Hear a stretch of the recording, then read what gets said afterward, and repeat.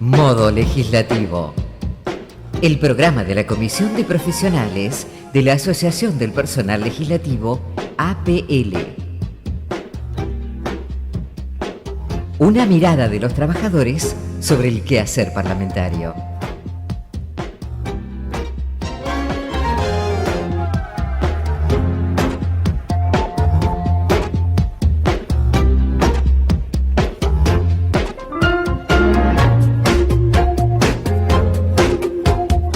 Muy buenas tardes, comenzamos Modo Legislativo, el programa de radio de la Comisión de Profesionales de APL, el gremio que conduce el compañero Norberto Di Próspero, a quien le agradecemos el espacio semanal, la confianza, le mandamos un abrazo, así como a Fabián Esteco, el director de la radio de la Biblioteca del Congreso. Quien les habla es Gonzalo Bustos, normalmente me escucha en el rol de copiloto, acompañando a Marcela Di Stefano, quien hoy no pudo estar. Estamos en modo receso, modo invernal, modo vacaciones, modo juventud, porque hay varios reemplazos. Ahora les voy a ir contando quiénes ocupan el rol de quién. Es una linda aventura, así que los voy a estar acompañando durante la próxima hora. Quien está acompañándome en producción, arranco desde el otro lado del vidrio, es Víctor Holich en redes sociales, el ingeniero firme en su puesto. Andrea Díaz hace la titánica tarea de reemplazar a Romina y a Facundo y a Fernando, nuestros productores. En el rol de operador está Lucas Tomasetti y a mi lado se encuentra nada menos que Analía Beccherini, quien trotamundos... ha ocupado todos los roles que existen dentro de la industria radial. Hola, Analia. Hola. Buenas tardes a todos. Soy un poquito el comodín, digamos, de Modo Legislativo. Estamos en modo vacaciones y yo voy a hacer un poquito el trabajo de Gonzalo, de copilota. Así que les voy a decir las redes sociales, ¿no? Eso, el fino arte de anunciar las redes sociales. Pueden seguirnos en Facebook. Somos Modo Legislativo, en Twitter, @Modo Legislativo, en Instagram, Modo Legislativo o Legislativos, y en YouTube, nuestro canal, que es Modo Legislativo. Viste que ahí se pueden suscribir, ¿no? La gente no suele saber que se pueden suscribir, Estamos se van a por recibir llegar a una los novedad. 100, casi 100 suscriptos. No sé si podemos sumar a Cristian. Bueno, del otro lado tenemos a quien va a reemplazar a nada menos que Esteban Nani, el coordinador de la Comisión de Profesionales, que tampoco pudo estar hoy, en el rol de editorialista. Me refiero a Cristian Nieto, compañero economista, asesor legislativo, integrante del Grupo Jaureche. Saludos, Cristian, ¿cómo estás? Buenas tardes, chicos. La verdad que es un gusto estar esta tarde, digamos, debutando. Me siento incómodo, digamos, no es que vine con el serrucho, nada. Yo vine a hacer suplencias acá y a dar una mano, y la verdad que es un gusto estar hoy acá con ustedes. Bueno, bienvenido. Bienvenido, muchas gracias por estar con nosotros. Vamos a arrancar como solemos hacer con la actualidad, la mirada de los profesionales acerca de lo que ha pasado en la semana. Si bien en el Poder Legislativo estamos con un receso, no paramos, solo bajamos un cambio y mientras tanto ocurren cosas, hay novedades de índole gremial, política internacional y política local. Vamos por favor entonces con las noticias de la semana. Noticias de la semana. Bueno, comenzamos como siempre con las noticias internacionales. Tras 54 años, Cuba y Estados Unidos reanudaron sus relaciones y reabren sus embajadas.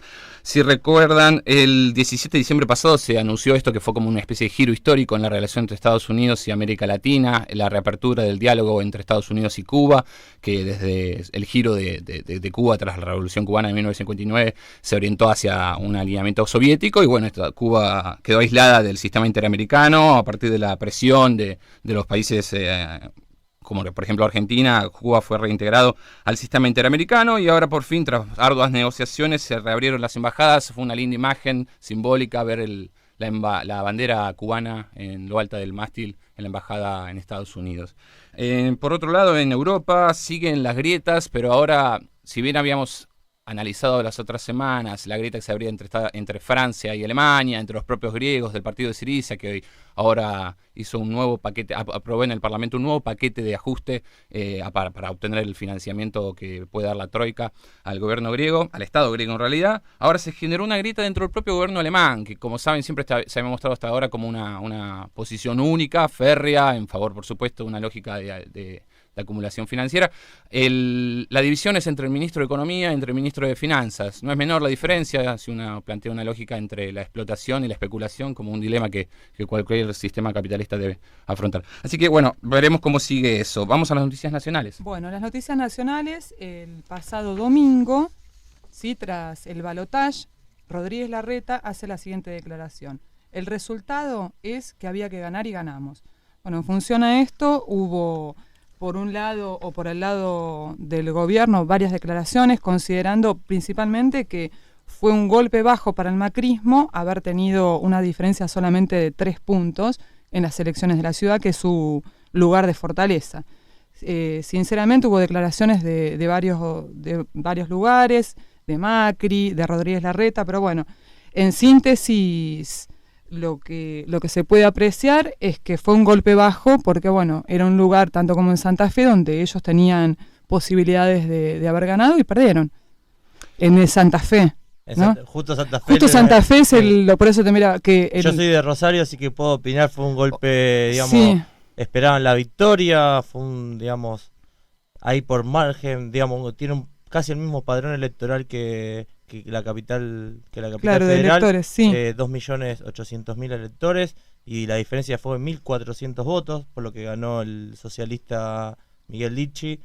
Y era la forma de por lo menos de dejar de ser un partido local o comunal, como dijo Aníbal Fernández, digamos, empezar a extender sus fronteras al interior del país y bueno, se vio trunco, era la posición más sólida que podía llegar a ser gobierno fuera de la capital federal, se vio trunco y fue un golpe duro para el PRO, que después, bueno, ni que hablar el duro golpe que recibió acá en la capital federal con las últimas elecciones, que se vio reflejado en la cara de Macri cuando salió y el discurso de Macri, ¿verdad? Discurso que también hasta parecía más kirchnerista que muchos, y eso también generó hasta silbidos dentro del propio búnker porque no estaban preparados con esa frase de cambiemos. La verdad que cambió bastante Macri en las últimas semanas. Se ve que estuvo leyendo encuestas, como hoy leía en página, que la gente, el 80% está a favor de una presencia fuerte del Estado, y entonces se ve que vio Macri que el discurso más de derecha, eso, un Estado ausente, corriéndose, no es que lo que la gente quiere, porque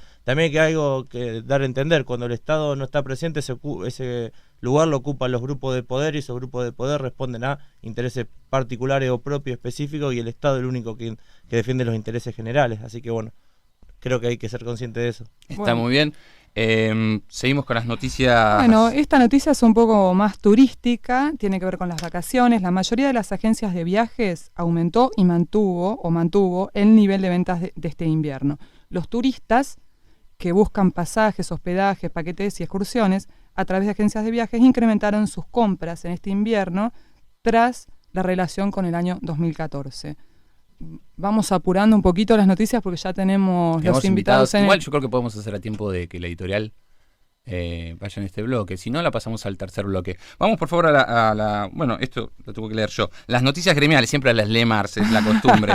Bajo la gestión de la presidenta Cristina Fernández de Kirchner, esto fue el martes, se dio un incremento del 28.5 en el salario mínimo de Telemóvil, que llevaría ese importe a los 6.060 pesos. Sobre eso va a hablar justamente nuestro compañero economista Cristian Nieto, así que va a ser un debut con todo, ya lo han escuchado, pero en la editorial se va a explayar un poquito más. No sé si es ahora que podemos hacer la editorial. Lo que diga la productora.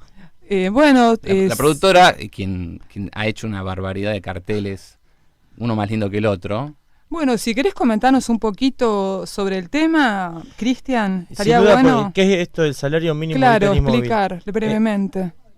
Es el salario mínimo que considera que tiene que tener cualquier trabajador a la hora de realizar su jornada laboral. Vamos entonces con la editorial de Cristian Nieto, por favor. Nota editorial. Ahora sí, continuando con lo que vos anunciabas, Gonza, el tema de lo que fue el anuncio de la presidenta, digamos, no es menor el hecho que esté la presidenta también sentada en el Consejo del Salario, que es un ente conformado tripartito, representante de las empresas, que estuvo principalmente la UIA, la Cámara de la Construcción y los metalúrgicos. También estuvo de la otra pata, estuvo la parte de los sindicatos, y ahí estuvo también tanto de la CGT, UPCN, UOCRA. Sin duda también estuvo la parte de compañero Di Próspero estando presente en esa negociación para reivindicar digamos, la posición de los trabajadores, y que ni que hablar del Estado con la presencia del ministro de Trabajo. Sí, o sea, las tres partes que negocian desde hace ¿cuántos años? Hecho inédito en la historia argentina que el Consejo del Salario se reúna 12 años de manera consecutiva. Recordemos que el Consejo del Salario en los 90 estuvo parado, congelado, entre el 92 y 2004 no se reunió, el salario se mantuvo fijo en 200 pesos. En el año 2003 se aumentó por decreto y esa fue la última vez. A partir del año 2004 se viene reuniendo este consejo, que no es menor la participación tanto de empresarios, gremios y Estado. Esto permitió que el salario mínimo vital y móvil aumente 30 veces. O sea, pase esos 200 a enero cuando llega a los 6.000 pesos. Hecho, digamos que como lo quieran medir con cualquier índice de inflación, índice de Congreso que presenta la diputada Bullrich, de las consultoras, índice de la ciudad, el que cualquiera que considere, sin duda que no va a llegar ni a cerca a los valores que ha crecido, y esto significa mejora real de bolsillo de los trabajadores. Esto también lo pone como comparativo con América Latina. Lo pone muy arriba de los países que algunos pregonan como modelos a seguir. Por ejemplo, teniendo en cuenta con el aumento de agosto, no con el aumento total, que el salario mínimo pasaría de 4.700 a alrededor de 5.000, no me acuerdo bien el número, pero el aumento del 18%, el salario mínimo en dólares quedaría $609. Si lo comparamos con Chile es de $375. Claro, prácticamente poquito más del doble. Si lo comparamos con Uruguay, $367, y ni que hablar de Brasil, $250. Así que veamos qué lejos que está también, digamos, para bien el salario mínimo que ingresan los trabajadores. Y después, ¿por qué es importante esto del salario mínimo? Primero, si bien son pocos los trabajadores que reciben el salario mínimo en forma formal, 150.000 de un universo de casi 12 millones de trabajadores en Argentina, no es menor porque hay una realidad que todavía no pudimos avanzar y sirve de reflejo para los trabajadores que están en negro, que son casi el 32% del total de los trabajadores, casi 4 millones. Entonces esto también le permite, a la hora de tener en cuenta lo que sería un reflejo o algo de referencia para poder, a la hora de sentarse a negociar, decir, mirá, el aumento fue 28% para el mínimo, te permite por lo menos mejorar las condiciones de los trabajadores en negro, y después también para los trabajadores menos calificados que no están dentro de un sindicato, y también para los jóvenes que son los más endebles, los más débiles también por la poca experiencia que tienen. Así que no es menor, digamos, las señales que envía cómo cierre esto del Consejo del Salario. Claro, es muy importante también destacar que todos los compañeros o los trabajadores que no están sindicalizados también estarían recibiendo este beneficio. En realidad te sirve como referencia porque no significa que se traslade, en realidad sirve, lo que te fija es el mínimo que tiene que ganar cualquier trabajador en Argentina. O sea, aquel que cumpla las 8 horas de jornada laboral por 5 días o por 6 con el sábado media jornada, mínimo lo que tiene que ganar es este valor, que es por lo menos lo que se considera que es el mínimo vital y móvil, es lo mínimo que tendría que ganar una persona, un trabajador, para poder realizarse en términos como alimento, vestimenta, mantener su hogar y familia. Pues discutamos si es bajo o no, pero por lo menos sirve como una reivindicación de 6.000 pesos como mínimo, sin duda que por lo menos... Claro, es una referencia. Es una referencia. Sí, el ministro Carlos Tomada lo definió como una garantía, como un piso lo definió Antonio Caló, el titular de la CGT. Además hay que decir que la cifra del 28.5 está en línea con el promedio de los aumentos logrados en los principales gremios y sus respectivas paritarias.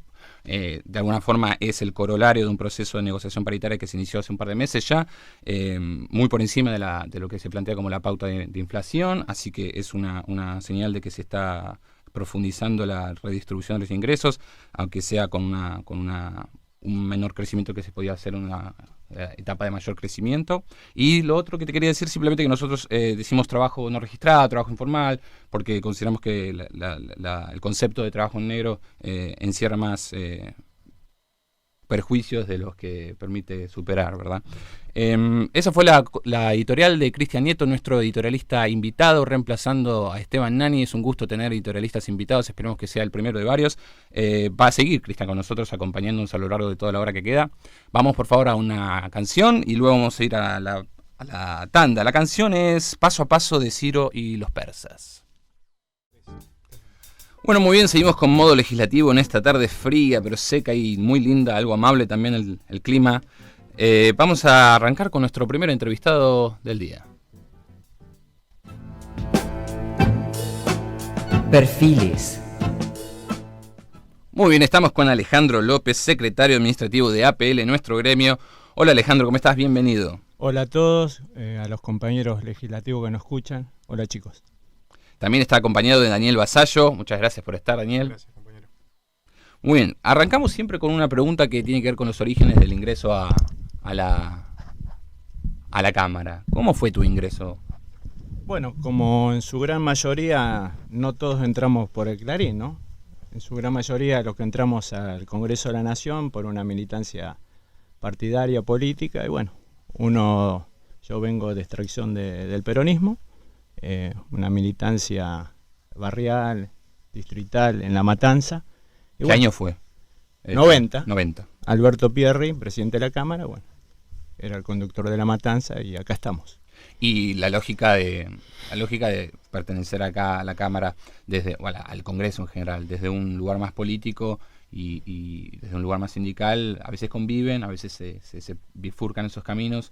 ¿Cuánto tiempo estuviste más que nada desde la dimensión política en el Congreso? Y lo más fuerte en la política, de que arrancó la democracia, con 16 años, hoy con ya casi 48, una militancia en la JP en los 80, en los 90, y bueno, hasta que después tuvimos que volver acá a trabajar en la Cámara y del 2003 acompañando a Norberto Di Próspero. O sea que durante los 90 el proceso lo viviste más desde el lado político. Más partidario, más en el tema de juventud, sí. Había peronismo, en Sí. los Una 90. pregunta, Ale, y tu vinculación con la Dirección de Seguridad de la Cámara de Diputados, porque vos sos un referente muy importante de ese sector. ¿Cómo lo seguís manejando ahora desde la Secretaría Administrativa? Y Tus mira, 2 años como con Norberto hemos logrado la gremialización del Claro. sector.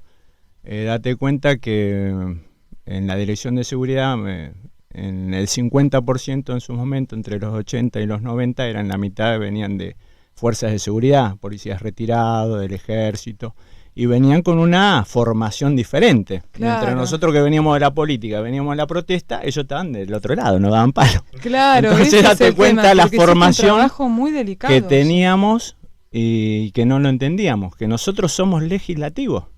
Estábamos en la Dirección de Seguridad, donde tenemos que cuidar el patrimonio de la Cámara, el ingreso de los compañeros, el cuidado de todos, pero legislativos. Y bueno, eso fue un trabajito fino, de hormiga, con un grupo de compañeros, con el apoyo de Norberto, y empezamos a gremializar a los compañeros. Yo te doy un dato solo. A ver. En las últimas elecciones votó el 82% en total del Congreso. Seguridad de la Cámara de Diputados votó el 98%. Claro, O sea, ahí hay un grado de participación y bueno, y que hemos logrado con el tiempo armar un equipo. Vos empezaste primero como delegado durante 2 mandatos en esa dirección. 2005-2007. Y después 2008 vocal titular. 2012 entré como secretario. Pero bueno, en el 2009 conformamos la agrupación gremial, Sí. José Ignacio Rucci, Sí, que a través de ahí uno está sentado como secretario. Acá no salimos de un repollo no, claro, o bueno, de un pero invento, ¿no? Hubo un trabajo, militante, mística, militancia, Sí. que es lo que hoy se ve, lo que es el gremio, ¿no? o sea, hiciste, como se dice, paso a paso fuiste subiendo todos los peldaños, desde delegado, vocal y posteriormente secretario. ¿Cómo es la diferencia de estar en la trinchera, digamos, como delegado, a pasar a estar en la comisión directiva? Y sí, son distintos Funciones, roles, sí. distintas responsabilidades, sin perder la mística militante. Si Claro. vos perdés la mística de la militancia, Perdés todo. perdés todo. Si te la crees, perdés todo. Acá te la prestan un ratito. Si bien, bueno, tenés la responsabilidad, bueno, la tenés que ejercer. Tenés que hacer gestión. Nosotros tenemos gestión de militancia desde los delegados, desde la agrupación y desde la secretaría. Nosotros somos militantes. Sí. Nosotros estamos ahí gracias a los compañeros. Claro, se nota eso cuando uno va a la secretaría, el tema del servicio que se brinda al compañero, la escucha, y bueno, eso que vos tenés un equipo trabajando ahí con vos. Obvio. Acá no hay llaneros solitarios, no. Claro, Yo trabajás en grupo. Sí, acá el trabajo es colectivo, el que no lo entiende se equivoca, ¿no? Y puntualmente en relación a lo que es la agrupación o también la secretaría, ¿cómo ves vos el trabajo de la mesa sindical en el proyecto Julián Domínguez? Algo importante, vos date cuenta que el peronismo se nutre, la columna vertebral es de los trabajadores. Y bueno, desde los sindicatos le estamos dando fuerza a lo que es la campaña de Julián. ¿Y la mesa sindical específicamente qué temas estaría abordando? Y lo que es netamente todo tema campaña, movilización, fiscalización, bueno, todo lo que lleva, ¿no? Específico de la campaña y lo que es la fiscalización. Puerta a puerta con el tema de las boletas, que ahora van a estar a las boletas. Estamos en las pasos, es una interna, ¿no? Sí, obvio. Pero bueno, yo para un poco complicada, no es como antes lo tradicional, que por ahí era el partido 1 a 1. Bueno, acá tenés interna de todas las internas, así que date cuenta, el que va a entrar el cuarto oscuro, bueno, en la provincia de Buenos Aires se va a agarrar la cabeza, van a encontrar millones de boletas. Pero bueno, ahí se va a ver el trabajo de la militancia, ¿no? Claro, el 1 a 1, el puerta a puerta, como se dice. Y sí, boca a boca. Te quería preguntar por la Secretaría Administrativa. Básicamente, ¿qué funciones cumple? ¿Cómo se distribuyen las tareas día a día? Y bueno, mirá, nosotros un poco somos la rueda de auxilio de toda la Secretaría, ¿no? Vivimos el día a día. Puede ser el control del aire acondicionado. Sí, todo, desde lo que es el polideportivo. Yo tengo a cargo el personal, los empleados legislativos, sería como el jefe personal de los empleados, y después, bueno, todo lo que es la tarea operativa del día a día del gremio. Para que funcione, digamos, el sindicato. Y viniste con un compañero, Daniel Vasallo. Dani, contanos un poquito tu experiencia en el trabajo que haces con Alejandro, bueno, o lo que nos quieras contar. No, simplemente es una colaboración constante. El gremio no solamente está la sede de Pozos, también está la sede de México, y hacemos un trabajo muy específico, abasteciendo de todos los materiales necesarios a cada secretaría. Colaboramos y bueno, me siento muy a gusto y trabajando muy dignamente con el compañero Alejandro López. La verdad que es muy lindo, muy linda experiencia. Yo había vivido una experiencia, 3 veces fui delegado, pero a través de la militancia, pero es una etapa distinta, quizás mucho más linda, porque hay un contacto no solamente con los compañeros secretarios, sino también a través de todas los compañeros del gremio, ¿no? Es una actividad muy linda. Y también venís, sos originario de seguridad y habrás ayudado en este proceso de sindicalización. 17 años en seguridad y después pasé a dirección comisiones. Yo entré en el año 86 y la verdad que bueno, siempre trabajamos, era una etapa difícil en su momento, pero bueno. Por no decir dura. Dura, pero no importa, fue creo que una etapa muy linda. Después pasamos a dirección comisiones y bueno, de ahí lo conozco a los compañeros, a Esteban, a muchos compañeros que... Si fuiste delegado de mi piso, de primero, así que lo conocemos bien, un arduo caminador. Sí, simple militancia. Sí, decime. ¿Puedo hacer una pregunta? Sí, por favor, Cristian, pregunta. Porque la verdad que es gratificante ver personas que tienen tantos años de actividad, tanto sindical como de militancia, entonces... Bien, yo desde... trata de bien.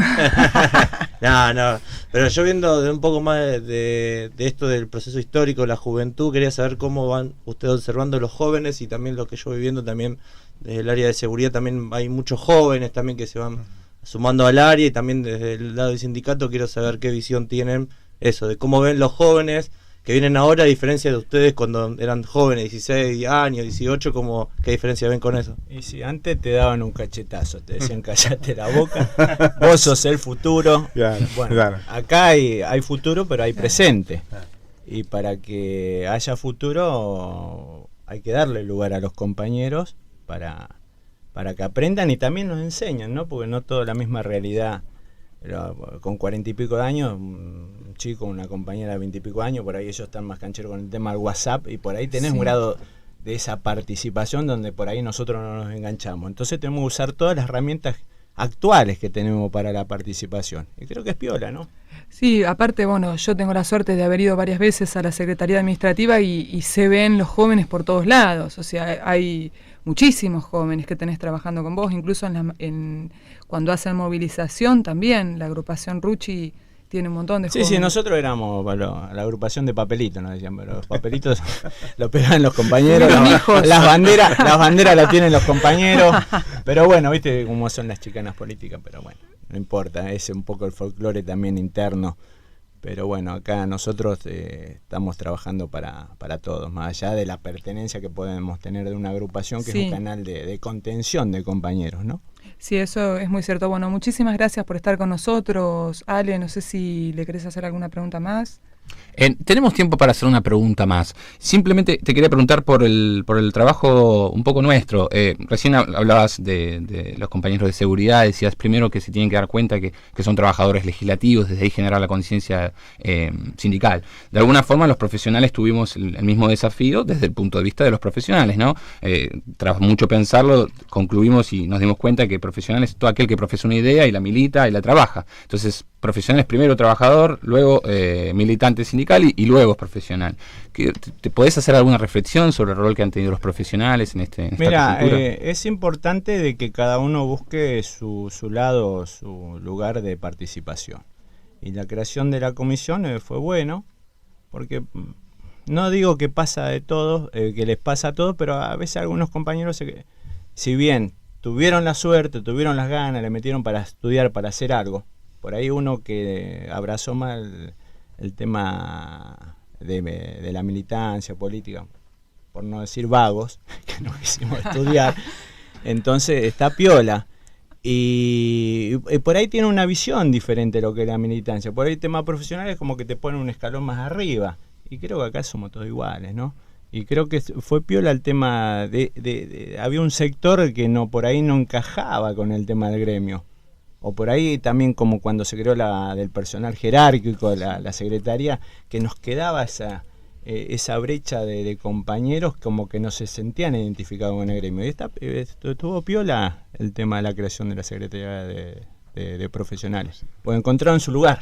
Claro, sí, una tarea Esteban siempre dice, una tarea de desarmar prejuicios propios y ajenos, las dos cosas. Claro. Es simétrico el esfuerzo. Claro. Bueno, les agradecemos mucho por haber estado con nosotros, a Daniel Vasallo y al compañero Alejandro López, secretario administrativo de APL. Ahora vamos a hacer una pausa, vamos a escuchar una canción de Abel Pintos, su versión de Ojos de Cielo, luego volvemos. Muy bien, estamos con Federico Escrivale, él es director nacional de promoción de los derechos culturales y diversidad cultural, integrante del Movimiento San Martín, que acompaña a Julián Domínguez en su precandidatura a gobernador de la provincia de Buenos Aires. Él estudió gestión cultural y del arte en la Universidad de 3 de Febrero, un compañero y un amigo. Hola Federico, ¿cómo estás? Muy buenas tardes a todos, muy agradecido por la invitación y el ambiente que hay acá en la radio de la Biblioteca del Congreso. Bien acompañado por Francisco Correa, que él lo presentó como el que realmente sabe. Hola Francisco, ¿cómo estás? ¿Qué tal? ¿Cómo andan? Muchas gracias por la invitación. Bueno, por favor, gracias por venir. Bueno, comencemos con este tema de la Dirección Nacional. ¿Tiene un nombre largo? Sí, esa es la pregunta que más le hacen seguramente. ¿Qué es una Dirección Nacional de Promoción de los Derechos Culturales y Diversidad Cultural? Bueno, es una expresión de una mirada nueva que está teniendo el Estado en el marco de este proyecto político que tiene que ver principalmente con uno de los componentes de entender a la cultura como mucho más que la expresión de las bellas artes y del goce estético, y entenderla con una mirada que se suele sintetizar con una mirada más antropológica que tiene que ver con las formas que se da a sí misma una comunidad para interpretar el mundo y vivir en comunidad, en relación consigo misma como comunidad, con los otros, con el plano de lo divino, de lo sobrenatural, de lo místico, de lo mitológico y con el plano de la naturaleza, ¿no? Relación esta última que entiendo que en el actual momento del mundo y en función de los temas que ha planteado Francisco en su visita a Sudamérica en los últimos días adquiere una relevancia trascendental.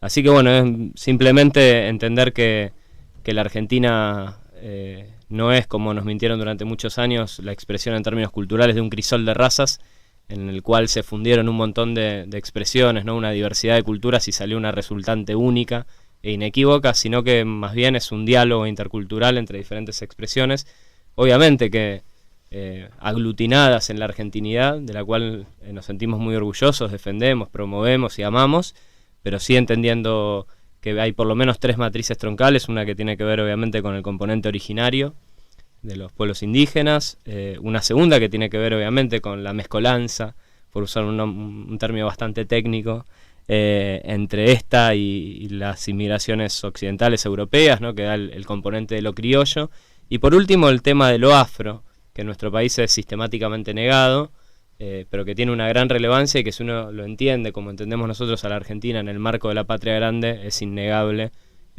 ver y tratar de comprender y reflexionar sobre lo que tiene que ver con los millones y millones de africanos esclavizados que llegaron a nuestras costas y que enriquecieron y complejizaron nuestras culturas, nuestra lengua, ¿no? Es muy difícil pensar el lunfardo sin los términos bantúes, angolares. Así que bueno, poner todo eso en discusión en función de una política pública, ¿no? Con el Estado legitimando esta mirada y darnos la tarea de construir, que es una tarea en la cual estamos laburando también, en lo que vamos a conversar dentro de un ratito, en el plano de lo político, darnos la tarea también de construir desde la conceptualización de los derechos culturales, que como ustedes saben, los derechos humanos en el siglo XXI están siendo cada vez más conceptualizados en una nueva agenda de derechos económicos, sociales y culturales. Nosotros vemos que los culturales no solamente en la enunciación quedan relegados al tercer término, sino que también nos falta avanzar en una conceptualización clara y entendemos que el Estado puede plantearse como garante de una forma más activa de esos derechos y aportar en ese sentido de una manera operativa a la construcción del paradigma de la soberanía cultural, que es hacia lo que apuntamos en términos ideológicos y políticos. Este tema, este concepto, soberanía cultural, surgió en la coyuntura posterior al conflicto del campo. Yo recuerdo que nos encontramos militando en espacios convergentes, en el debate que después llevaría a los proyectos de ley nacional de la cultura. Ustedes después empezaban a hablar de nacional de las culturas, o sea, más de una cultura. ¿Qué es hoy qué significa hoy decir soberanía cultural? ¿Qué es necesario? ¿A qué te refieres cuando hablas de soberanía cultural?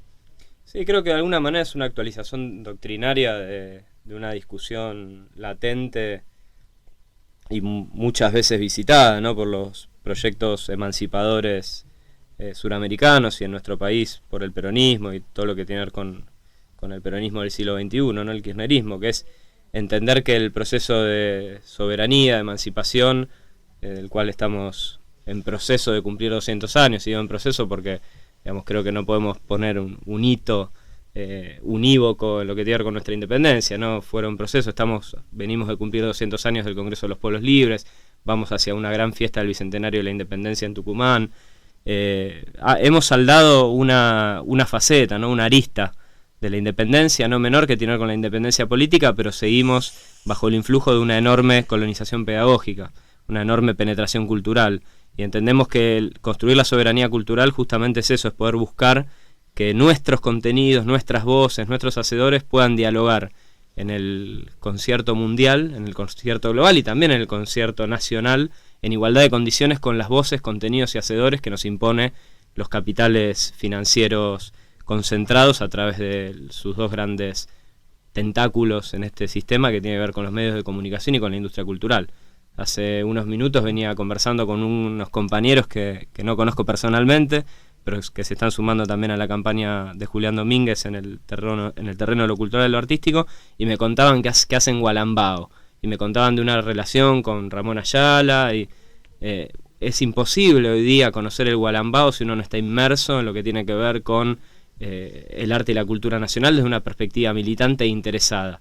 Digamos, acá, a los que están viéndolo por la camarita, estoy con mi hijo, está durmiendo una plácida siesta.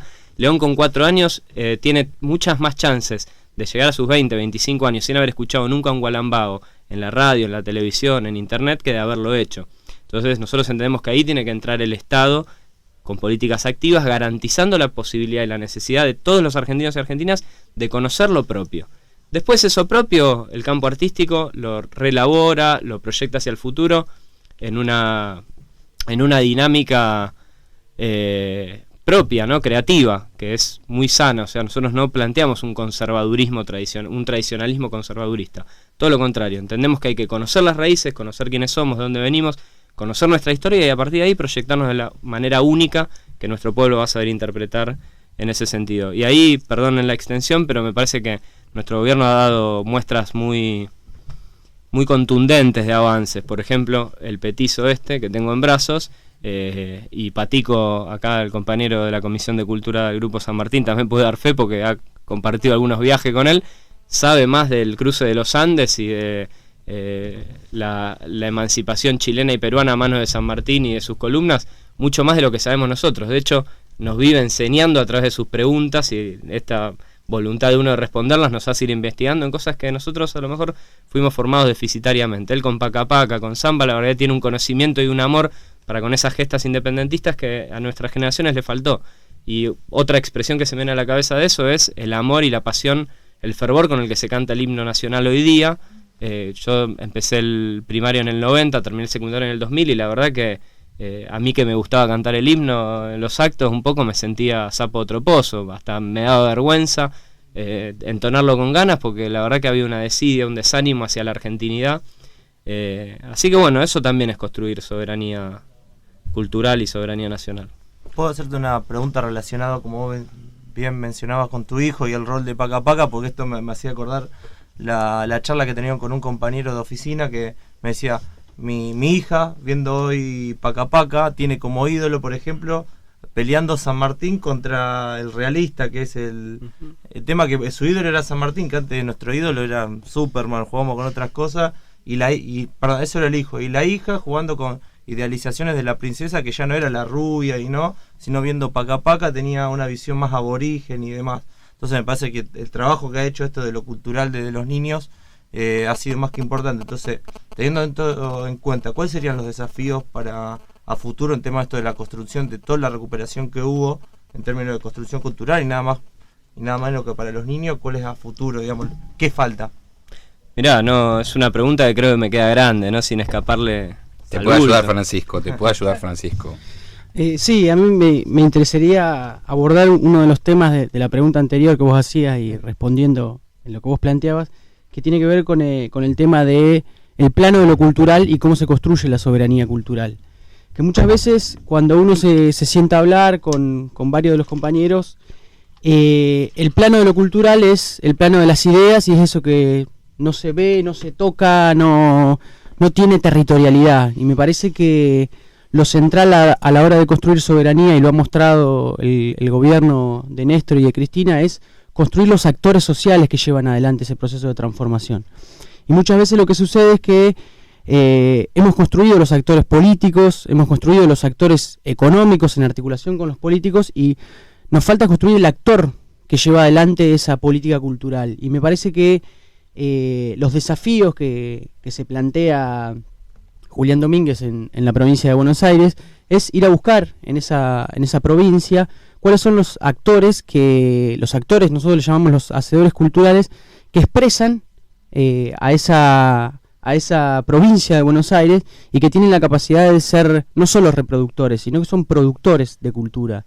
Y en ese sentido es central, porque le da territorialidad a ese plano que es lo cultural, que es lo que nunca hablamos, porque son las ideas, y eso se expresa en actores concretos. Cuáles son las asociaciones civiles, cuáles son los sindicatos, cuáles son los centros culturales, cuáles son los músicos que están articulados en todo eso, y las distintas disciplinas, que me parece que es un desafío y una política que tenemos que llevar adelante, que es poder articular todo ese proceso. Eso es parte de la construcción de la soberanía cultural, y es el desafío que se plantea Julián Domínguez, y para lo que nos convocó e incluso nos motivó en ese sentido, porque en tanto y en cuanto se construya el actor, va a consolidarse el proyecto de soberanía cultural.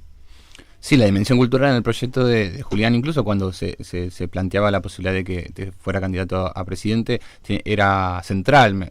Incluso la propuesta de mudar la capital a Santiago del Estero tenía una dimensión cultural fundamental, y a su vez le permitía pensar una lógica estratégica en el largo plazo.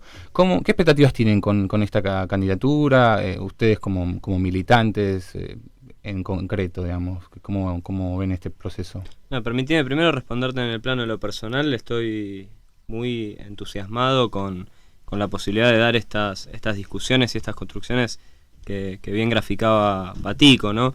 Realmente se ha conformado un equipo técnico con una potencia, una diversidad de experiencias, de miradas, de campo o de subcampo, de lo cultural, muy rico, y se ha dado el espacio para que esto germine de la mejor manera. Esto, para aquellos que estamos en el territorio de lo político, sabemos que no siempre se da, y más bien es difícil que se pueda dar, ¿no? En un marco de plena libertad para salir a construir con el otro una mirada confluyente y una política, una plataforma de gobierno con la potencia que nosotros entendemos tiene la que hemos generado desde el Movimiento San Martín en primera instancia y desde el comando de campaña de Julián Domínguez en el último tiempo a partir de la ratificación de su objetivo bonaerense. Y en ese sentido también plantear la necesidad del diálogo transversal. Se habla mucho, Gonza, vos sabés, de la transversalidad de la cultura, pero entendemos que en esta mirada de reordenamiento territorial estratégico que plantea Julián, el tema del cruce entre territorio, cultura, producción, valor agregado,